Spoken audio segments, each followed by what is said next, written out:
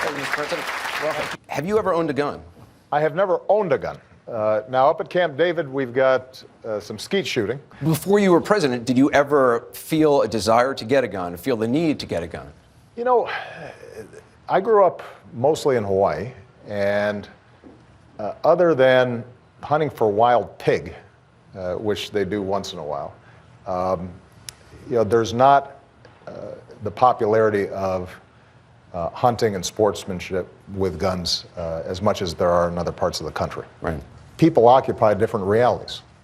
There are a whole bunch of law-abiding citizens who have grown up hunting with their dad or going to the shooting range and are responsible gun owners. And then there's the reality that there are neighborhoods around the country where it is easier for a 12 or 13-year-old to purchase a gun and cheaper than it is for them to get a book.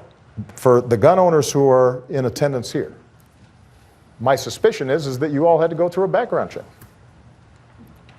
And it didn't prevent you from getting a weapon.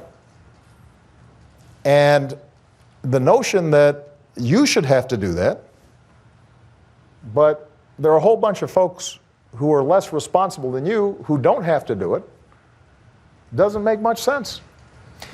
The gun debate gets wrapped up in broader debates about whether the federal government is oppressive, and there are conspiracy theories floating around the internet these days all the time.